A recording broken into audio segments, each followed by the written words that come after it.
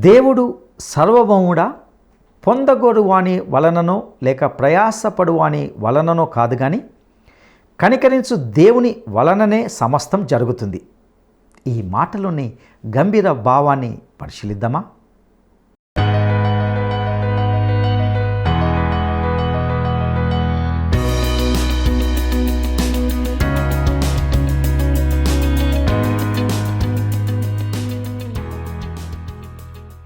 క్రీస్తునందు ప్రియమైన ప్రేమధార టీవీ వీక్షకులందరికీ మన ప్రభువును రక్షకుడైన యేసు క్రీస్తు మహిమగల నామంలో శుభములు తెలియజేస్తున్నాం. నేటి మన ధ్యాన భాగంగా రోమాపత్రిక 9వ అధ్యాయము 13 నుండి 33 వరకు ధ్యానించుకోబోతున్నాం. దేవుడు ఇద్దరిలో అనగా ఏశావు యాకోబుల్లో ఒకరిని ఎంచుకోవడం వల్ల ఆయన అనీతిమంతుడు అవుతాడా? కానే కాదు. మోషే ఇలా అంటున్నాడు, దేవుడు తాను ఎవరిని కనికరించగోరుతాడో వారిని కనికరిస్తాడు, ఎవరిని కఠినపరుస్తాడో వారిని కఠినపరుస్తాడు. కాబట్టి పొందగోరు వాని వలననో లేక ప్రయాసపడు వాని వలనో కాదు కానీ కనికరించు దేవుని వలననే సమస్తం జరుగుతుంది. తను తృణీకరించిన వారిని ఉపయోగించుకొని దేవుడు తన మహిమను కనపరిచాడే తప్ప రక్షణ పొందగోరే వారి హృదయాలను మార్చి వారిని దుష్టులుగా చేయలేదు. ఉదాహరణకు, దేవుడు తన శక్తిని కనపరచడానికి ఫరోను వాడుకున్నాడు. తన మహిమను కనపరచడానికి ఆయన అన్యజనులను ఎన్నుకున్నాడు. అలాగే ఇశ్రాయేలులో శేషించిన వారికి దేవుడు రక్షణ అనుగ్రహించడానికి వారిని ఎన్నుకున్నాడు. ఇశ్రాయేలు ప్రస్తుత పరిస్థితిని మానవ దృక్పథంలో చూస్తే వారు ఎందుకు తప్పిపోయారు? విశ్వాసంతో తమ వద్దకు వచ్చిన మెస్సియాను అంగీకరించకపోవడం ద్వారానే కదా. ఇశ్రాయేలీలు దేవుని అనుగ్రహాన్ని కోల్పోవడానికి కారణం ఇదే. ఇక ఈ విశేషాలను మరికొంత లోతుగా తెలుసుకుందామా? ప్రియ శ్రోతలు, ఈరోజు మనం రోమాపత్రిక 9వ అధ్యాయం 13 నుండి 33వ వచనం వరకు పాఠం చెప్పుకోబోతున్నాము. సావధానంగా వినండి. దేవుడు తన లేఖనములో అన్నాడు, నేను యాకోబును ప్రేమించాను, ఏశావును ద్వేషించాను. మలాకి 1వ అధ్యాయం 2-3 వచనాలను పౌలు ఇక్కడ ఉటంకించాడు. ఏశావు యాకోబుకు అన్నకాడా? అయితే నేను యాకోబును ప్రేమించాను, ఏశావును ద్వేషించాను. అతని స్వాస్థ్యమును పాడు చేసి విడిచాను. ఈ ప్రవచనం 2000 సంవత్సరాలకు గాని అమలులోకి రాలేదు. ఏశావు యాకోబు అనే ఈ ఇద్దరిలో నుండి 2 జాతులు ఆవిర్భవించాయి. ఇది చరిత్ర. దేవుడు ఏశావును ఎందుకు ద్వేషించాడు అంటారా? అసలు యాకోబును ఎందుకు ప్రేమించాడు అది చెప్పండి. ఏశావు నిర్దేవుడు, చెడ్డవాడు, గర్విష్టి. అతనిలో నుండి వచ్చిన జాతికి ఇవే లక్షణాలున్నాయి. అది సరే, యాకోబులో ఏది చూచి అతన్ని ప్రేమించాడు దేవుడు? దేవుని సార్వభౌమత్వం, ఆయన సంకల్పము మన హేతుబుద్ధికి అందని విషయాలు. అది ఆయన ఇష్టం. కాబట్టి మనమేమంటాము? దేవుని యందు అన్యాయం ఉన్నదా? అలా అనకూడదు. అందుకు దేవుడు మోషేతో అన్నాడు, ఎవరిని కరుణిస్తానో వారిని కరుణిస్తాను, ఎవరి ఎడల జాలి చూపుతానో వారి ఎడల జాలి చూపుతాను. దేవుడు ఎన్నటికీ అన్యాయస్థుడు కాడు. ప్రకృతి సంబంధి అయిన మనిషి దేవుని చిత్తమునకు వ్యతిరేకముగా పనిచేస్తాడు. దేవుడు తీర్మానం చేస్తే అది అన్యాయమని మనిషి అనవచ్చా? ఈ లోకంలో గొప్ప నాయకులు, పరిపాలకులు అనిపించుకుంటున్న వారు తప్పు తీర్మానాలు చేసిన సందర్భాలు ఎన్నో ఉన్నాయి. కానీ జనం వారినే మెచ్చుకుంటారు, వారికే ఓట్లు వేస్తారు. వారి పరిపాలన వల్ల ఎంతో జననష్టం ప్రాప్తించి ఉండవచ్చు, అయినా వారినే మెచ్చుకుంటారు.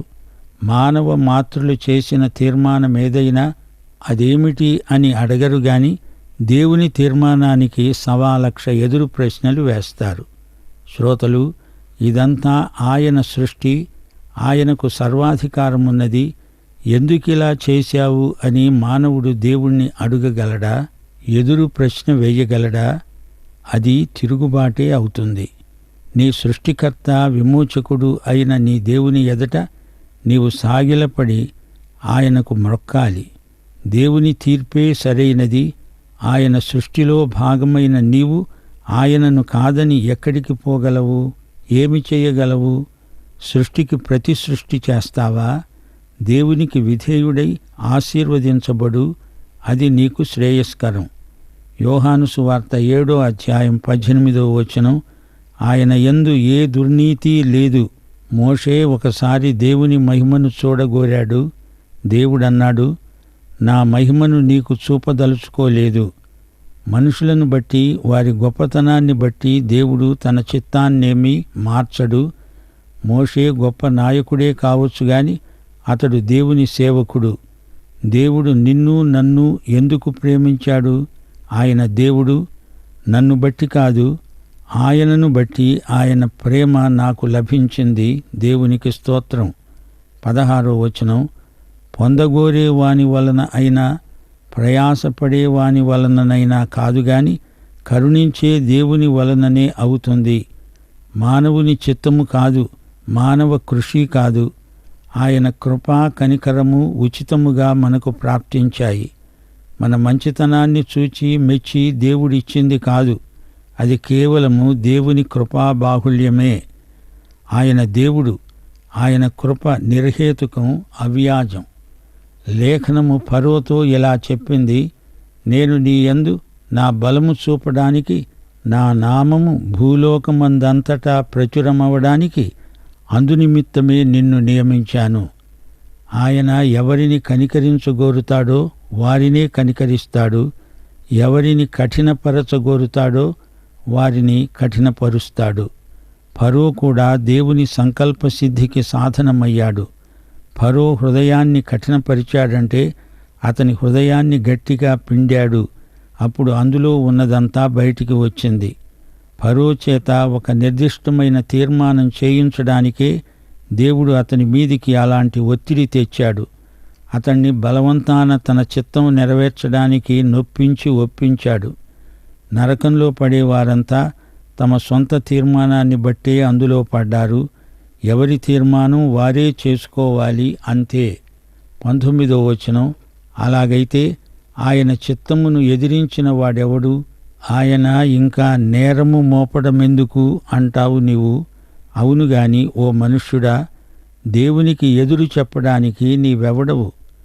నన్నెందుకు ఇలాగు చేశావు అని రూపింపబడినది రూపించిన వానితో చెబుతుందా? ఒక ముద్దలో నుండే ఒక ఘటము ఘనతకు, ఒకటి ఘనహీనతకు చేయడానికి మంటి మీద కుమ్మరివానికి అధికారము లేదా?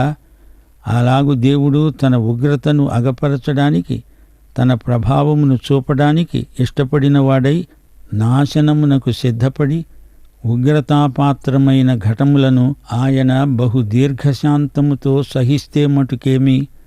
మహిమ పొందడానికి ఆయన ముందుగా సిద్ధపరిచిన కరుణాపాత్ర ఘటముల ఎడల, అనగా యూదులలో నుండి మాత్రమే కాక అన్యజనులలో నుండి ఆయన పిలిచిన మన ఎడల తన మహిమైశ్వర్యమును కనపరచాలని ఉంటే మటుకేమి? ప్రకృతి సంబంధుల ప్రశ్నలకు జవాబు చెప్పడు దేవుడు. వారి వైఖరిపై దేవుని ఉగ్రత, తీర్పు నిలిచి ఉన్నాయి. దేవుని ఎదుట మానవుడు ఏపాటివాడు? కుమ్మరివాని చేతిలోని మన్నులాంటివాడు మనిషి. దేవుడు దేవుడే. ఆయనకు ఈ మహావిశ్వమంతటి మీద సృష్టికర్తగా సమస్తాధికారమున్నది. దేవుడు పరమ కుమ్మరి. నీవు నేను ఆయన చేతిలో బంకమట్టి లాంటి వారిమి. నేలమట్టితో దేవుడు మానవుణ్ణి చేశాడు. 103వ కీర్తన 14వ వచనం. మనము మట్టివారమని ఆయన జ్ఞాపకం చేసుకుంటున్నాడు. ఆదికాండం 18వ అధ్యాయం 27వ వచనంలో అబ్రహాం అన్నాడు, దేవా, ఇదిగో నేను దుమ్మును ధూళిని బూడిదను. దేవుని సన్నిధిలో ఎవరైనా అంతే. దేవుడు గుప్పెడు మట్టిని తీసుకొని మోషేను చేశాడు. మరో గుప్పెడు మట్టితో ఫరోను చేశాడు. మానవత అంతా మట్టే. కొన్ని పాత్రలు ఘనతకు, మరికొన్ని పాత్రలు ఘనహీనతకు వినియోగించబడతాయి. కుంభకారుడి చిత్తం. దేవుడు దీర్ఘశాంతము గలవాడు. ఉగ్రత పాత్రల విషయములో కూడా ఆయన ఎంతో శాంతం వహిస్తున్నాడు. ఈ మంటి ఘటాలైన మానవుల పట్ల ఎంతో సహనము గలవాడై వెంటనే తీర్పు తీర్చలేదు దేవుడు. వీరికి ఎన్నో అవకాశాలిచ్చాడు. తనకు లోబడతారేమో అని దేవుడు కనిపెట్టి చూచాడు. వెంటనే వారిని దండించలేదు. దేవుడు పాపాన్ని ద్వేషిస్తాడు. దాన్ని సమూలంగా ధ్వంసం చెయ్యాలి అనేదే దేవుని చిత్తం. ఆయన కనికరము అందరి ఎడల విస్తరిస్తున్నది. యూదులు ఒక జాతిగా ఉగ్రతాపాత్రమైన పాత్రలైపోయారు. క్రీస్తు శకం 70వ సంవత్సరంలో యూద జాతిపై రోము దండెత్తి పూర్తిగా జయించింది. కేవలం నిర్జీవ ఘటములం కాదు మనకు తీర్మాన స్వేచ్ఛ ఉంది. వారు తమ స్థితిగతులను ప్రభువుకు చెప్పుకోగలరు. దేవుడు పాపమును ద్వేషిస్తాడు నిజమే, పాపాన్ని శిక్షిస్తాడు కూడా. ఆయన ఎంతో కనికరము గలవాడు. మనుష్యులందరిపై ఆయనకెంతో కరుణ, కనికరము. ఉగ్రత పాత్రలు అంటే యూదులే. యూద జాతిని ఉగ్రత పాత్రలు అంటున్నాడు పౌలు. క్రీస్తు శకం 70వ సంవత్సరంలో ఈ జాతిని శత్రువు ఓడించాడు. రోమా వీరిని గెలిచింది. యెరూషలేమును గురించి ఏడుస్తూ ప్రభువు ప్రవచించాడు. అత్యున్నత సింహాసనముపై ఆసీనుడవైన నా దేవా, అత్యంత ప్రేమా స్వరూపివి నీవే, ఆరాధింతుము నిన్నే.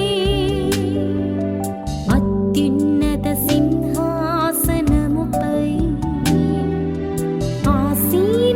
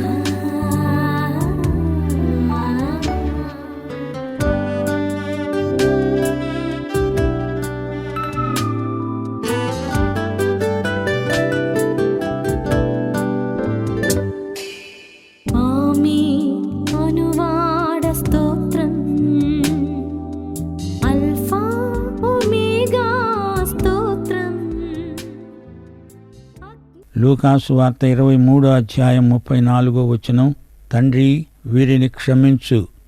క్రీస్తు శకం 70వ సంవత్సరంలో అంతిమ తీర్పు రానే వచ్చింది. అయితే నాశనమైపోయిన వారు పోగా శేషిత ప్రజ మిగిలి ఉన్నారు. వీరు కరుణాపాత్ర ఘటములు. దేవుడు అన్యులను ఏర్పరచుకొని వారి ద్వారా తన ప్రవచనాలను నెరవేర్చుకున్నాడు.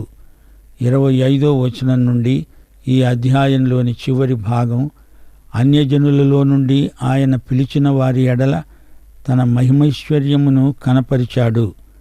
నా ప్రజలు కాని వారికి నా ప్రజలని, ప్రియురాలు కాని దానికి ప్రియురాలని పేరు పెడతాను.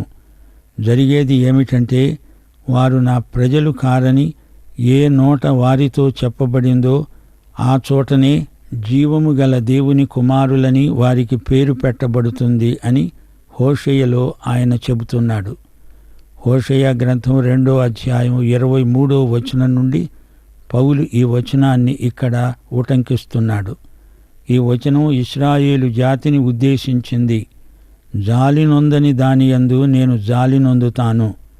నా జనము కాని వారితో మీరే నా జనమని నేను చెప్తాను. 1 పేతురు 2వ అధ్యాయం 9-10 వచనాలు ఇదే వచనాన్ని రక్షిత శేషమైన విశ్వాసులకు అన్వయిస్తున్నాడు. మీరు చీకటిలో నుండి ఆశ్చర్యకరమైన తన వెలుగులోనికి మిమ్ములను పిలిచిన వాని గుణాతిశయములను ప్రచురము చేసే నిమిత్తము ఏర్పరచబడిన వంశము, రాజులైన యాజక సమూహము, పరిశుద్ధ జనము, దేవుని సొత్తు అయిన ప్రజలై ఉన్నారు. ఒకప్పుడు ప్రజగా ఉండక ఇప్పుడు దేవుని ప్రజ అయ్యారు. ఒకప్పుడు కనికరించబడక ఇప్పుడు కనికరించబడిన వారయ్యారు. పౌలు తన సందేశంలో మరో వచనాన్ని పేర్కొన్నాడు. హోషేయ 1వ అధ్యాయం 10వ వచనం ఇప్పటి వరకు ఇక మీదట లోకంలో క్రీస్తు వైపునకు మరలిన వారిని ఉద్దేశించి ప్రవచింపబడిన వచనమిది. ఇశ్రాయేలీయుల జనసంఖ్య అమితమై లెక్కలేని సముద్రపు ఇసుకంత విస్తారమవుతుంది. ఏ స్థలమందు మీరు నా జనులు కారు అన్న మాట జనులు వారితో చెప్తారో ఆ స్థలమందే మీరు జీవము గల దేవుని కుమారులు అయి ఉన్నారని వారితో చెబుతారు. అపొస్తల కార్యములు 15వ అధ్యాయం 17వ వచనంలో యాకోబు ఇదే మాట అన్నాడు. సమస్తమైన అన్యజనులు ప్రభువును వెదకునట్లు అనాది కాలము నుండి ప్రభువు ఈ సంగతులను తెలియపరుస్తున్నాడు. ఆ తరువాత ప్రభువు తన సువార్తను యూరపు ఖండానికి పంపించాడు. ఆ ప్రజలు తతిమ్మా వారి కంటే గొప్పవారని కాదు, శ్వేతజాతీయులు ఇందులో గర్వించడానికి ఏమీ లేదు. పౌలు కాలంలో చైనీయులు జాతీయంగా ఉచ్చస్థితిలో ఉన్నారు. అప్పుడు యూరోపియనులు అడవి మనుష్యులై తిరుగుతున్నారు. పొందగోరే వాని వలన అయినా ప్రయాసపడే వాని వలననైనా కాదుగాని కరుణించే దేవుని వల్లనే అవుతుంది. రోమాపత్రిక 9వ అధ్యాయం 27 నుండి 28వ వచనం వరకు ప్రభువు తన మాట సమాప్తము చేసి క్లుప్తపరచి భూలోకమందు దానిని నెరవేరుస్తాడు గనుక ఇశ్రాయేలు కుమారుల సంఖ్య 1,00,000 మంది అయినా ఒక్క మనిషి అయినా అది దేవుని కృపా సంకల్పం. అది ఆయన ప్రేమ, కృప, కరుణ, అది ఆయన చిత్తం, అది ఆయన కనికరం, ఆయన వాత్సల్యం. ఆ మాటకొస్తే ఏ ఒక్కడూ కూడా దేవుని ప్రేమకు అర్హుడు కాడు. ఇది చేదు నిజం. రోమాపత్రిక 8వ అధ్యాయం 29వ వచనం, యెషయా 1వ అధ్యాయం 9వ వచనం ఇదే వచనాన్ని పౌలు ఇక్కడ ఉటంకిస్తున్నాడు. సైన్యములకు అధిపతి అయిన యెహోవా బహు కొద్దిపాటి శేషమును మనకు నిలుపని ఎడల మనము సొదొమ వలె ఉంటాము, గొమొర్రాతో సమానంగా ఉండేవారము. శ్రోతలు, సార్వభౌముడైన దేవుడు తన ఇష్టప్రకారం చేయగలడు. అన్నిటి ఆంతర్యం ఆయనకు తెలుసు. కృపామయుడు, కరుణా సంపన్నుడు గనుక శేషమైనా మిగిల్చాడు, ఉండనిచ్చాడు. ఆధునిక క్రైస్తవ పరిసయ్యులెవరైనా ఉంటే వారు దేవుని తీర్పునకు భయపడాలి. ఆయన కృపను గుర్తించి తగ్గాలి. దేవుని కనికరమే లేకపోతే మన గతేం కాను. వృధాతిశయం మానండి. దేవుడు మనల్ని ప్రేమించినట్లు మనము ఒకరినొకరము ప్రేమించుకోవాలి. క్రైస్తవ అస్పృశ్యత అపచారం, దేవునికి అవమానం. రోమాపత్రిక 9వ అధ్యాయం 30వ వచనం నుండి అట్లయితే మనమేమంటాము? నీతిని వెంటాడని అన్యజనులు నీతిని అనగా విశ్వాసమూలమైన నీతిని పొందారు. అయితే ఇశ్రాయేలు నీతి కారణమైన నియమమును వెంటాడి ఆ నియమమును అందుకోలేదు. వారెందుకు అందుకోలేదు? వారు విశ్వాసమూలముగా కాక క్రియల మూలముగానైనట్లు దానిని వెంటాడారు. ఇదిగో, నేను అడ్డురాతిని అడ్డుబండను సీయోనులో స్థాపిస్తున్నాను, ఆయన యందు విశ్వాసముంచేవాడు సిగ్గుపరచబడడు అని రాయబడిన ప్రకారం వారు అడ్డురాయి తగిలి తొట్టిల్లారు. లేని అన్యజనులకు ప్రాప్తించింది, ఉన్నవారు దాన్ని పోగొట్టుకున్నారు. అన్యులలో అనేకులు రక్షించబడితే యూదులలో అనేకులు ఉన్నది కూడా పోగొట్టుకుంటారు. యూదులు దేవుని నీతిని కాదని తమ స్వనీతిని స్థాపించాలని చూచారు.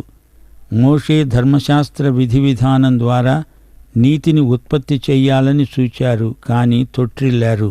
అటు యూదులేమో ధర్మశాస్త్ర విధానాన్ని పట్టుక వేళ్లాడుతుంటే, ఇటు క్రైస్తవ విశ్వాసులలో కొందరు తమ స్వంత భక్తి రక్షణకు చాలులే అన్నట్లు ధీమాగా ఉన్నారు.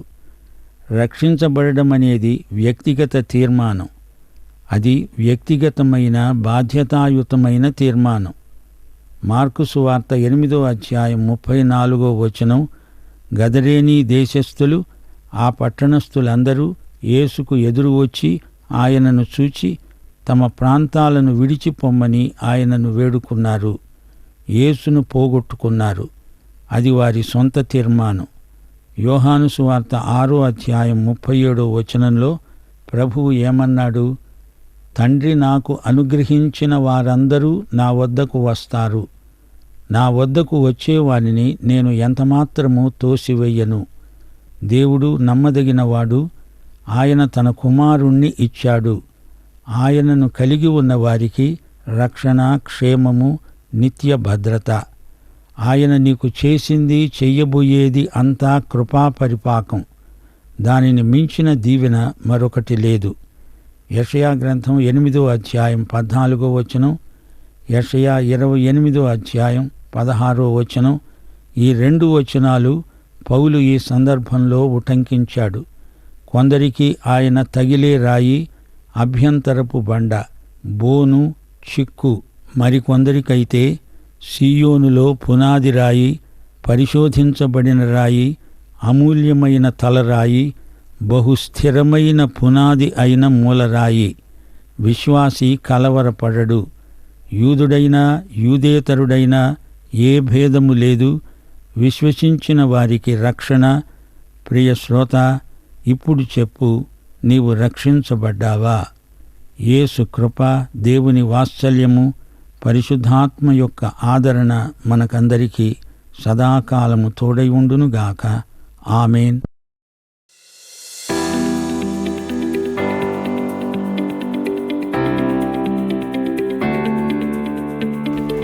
ఎందుకిలా చేశావని మానవుడు దేవుణ్ణి అడిగి ఎదురు ప్రశ్నిస్తే అది ఏమవుతుంది? ఎందుకిలా చేశావని మానవుడు దేవుణ్ణి అడిగి ఎదురు ప్రశ్నిస్తే అది ఏమవుతుంది? 1, అది దేవుణ్ణి ఆలోచింపచేస్తుంది. 2, అది దేవునికి వ్యతిరేకంగా చేసిన తిరుగుబాటు అవుతుంది. 3, అది దేవునితో సాన్నిహిత్యాన్ని మరింత పెంచుతుంది. ప్రియులారా, ఇంతవరకు మనము రోమా పత్రిక 9వ అధ్యాయము 13 నుండి 33 వరకు ధ్యానించుకున్నాం. దేవుడు తాను ఎవరిని కనికరించగోరుతాడో వారిని కనికరిస్తాడు, ఎవరిని కఠినపరుస్తాడో వారిని కఠినపరుస్తాడు.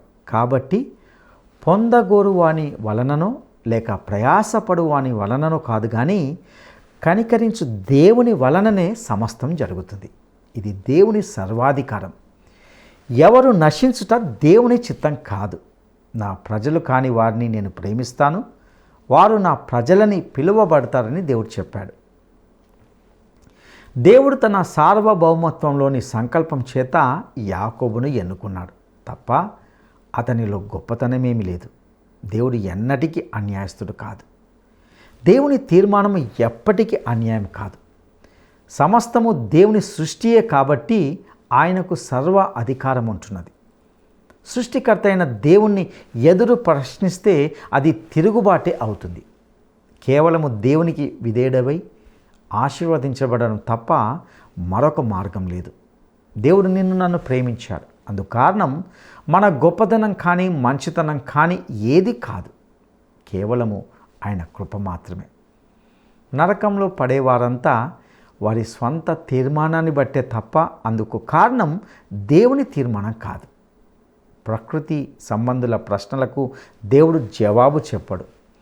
ఆయనకు ఈ మహా విశ్వమంతటి మీద సృష్టికర్తగా సమస్త అధికారం ఉన్నది. ఎవ్వరు కూడా తనకు తానుగా అతిశయించడానికి వీల్లేదు. వాస్తవానికి దేవుని ప్రేమకు ఏ ఒక్కరు అర్హులు కారు. అయితే సార్వభౌముడైన దేవుడు తన ఇష్ట ప్రకారం చేయగలడు. అది ఆయన ఇష్టం. ప్రియ సహోదరుడా, సహోదరి, నీవు నేను రక్షించబడాలి అంటే అది కేవలము దేవుని కృపచేతనే అవుతుంది. మన స్వనీతి ఎప్పటికీ మనల్ని రక్షించదు. దేవుని కృపయే మనకు దేవుని నీతిని ప్రాప్తిస్తుంది. అట్టి కృప దేవుడు మనకు దయచేయనుగాక. దైవాశీస్సులు.